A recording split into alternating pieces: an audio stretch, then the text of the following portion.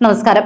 India Pak സംഘർഷം കടുക്കുന്ന പശ്ചാത്തലത്തിൽ territorial army അംഗങ്ങളുടെ സേവനം ഉപയോഗപ്പെടുത്താൻ കരസേനാ മേധാവിക്ക് അനുമതി നൽകി കേന്ദ്ര സർക്കാർ.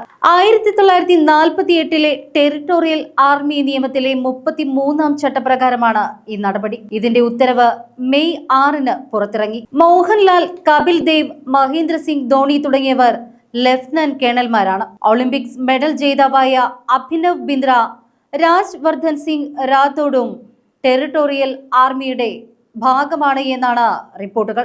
വിഐപികളെ യുദ്ധത്തിന് വിളിക്കുമോ എന്ന കാര്യം ഇപ്പോഴും വ്യക്തമല്ല.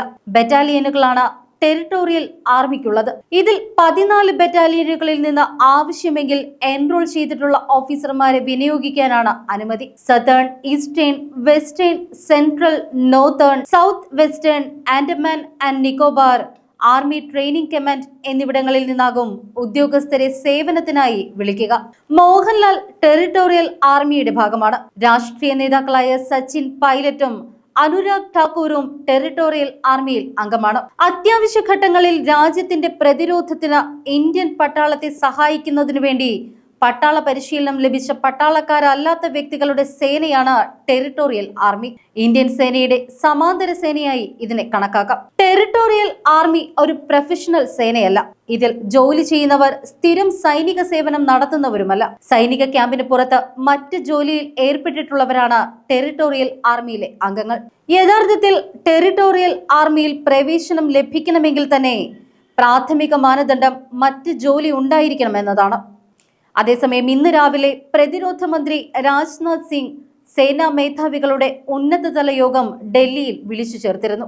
പടിഞ്ഞാറൻ അതിർത്തിയിലെ സുരക്ഷാ സാഹചര്യവും സായുധ സേനയുടെ ഒരുക്കങ്ങളെക്കുറിച്ചും വിലയിരുത്താൻ വേണ്ടിയായിരുന്നു യോഗം.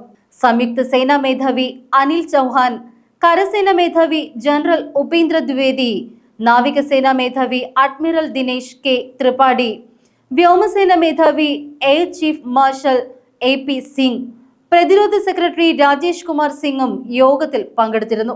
ഇന്ത്യ പാക് സംഘർഷം വർദ്ധിക്കുന്ന സാഹചര്യത്തിൽ അവശ്യ ചുമതലകൾക്കും വിന്യാസത്തിനുമായി മുഴുവൻ ടെറിട്ടോറിയൽ ആർമിയെയും അണിനിരത്തുന്നതിന് കരസേനാ മേധാവിയുടെ അധികാരങ്ങൾ വിപുലീകരിച്ചുകൊണ്ടാണ് പ്രതിരോധ മന്ത്രാലയം ഉത്തരവിറക്കിയത്.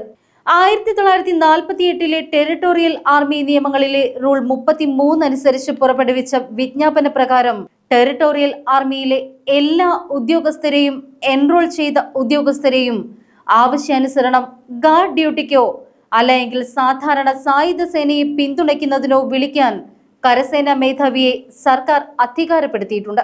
കേരളത്തിൽ നിന്ന് മോഹൻലാൽ അടക്കമുള്ള നിരവധി പ്രമുഖർ ടെറിട്ടോറിയൽ ആർമിയുടെ ഭാഗമാണ്. ഇന്ത്യൻ സൈന്യത്തിന് പിന്തുണ നൽകുന്ന പാർട്ട് ടൈം വാളണ്ടിയർമാരടങ്ങുന്ന സൈനിക റിസർവ് സേനയാണ് ടെറിട്ടോറിയൽ ആർമി. ഇന്ത്യൻ സൈന്യത്തിലെ ഉദ്യോഗസ്ഥർക്ക് സമാനമായ റാങ്കുകൾ നൽകി പ്രമുഖരെ ആദരിക്കുന്നത് ടെറിട്ടോറിയൽ ആർമി മുഖേനയാണ്. ഇന്ത്യൻ സേന പ്രത്യേക പദവി നൽകി ആദരിച്ച പ്രധാന വ്യക്തികളാണ് ടെറിട്ടോറിയൽ ആർമിയിലുള്ളത്.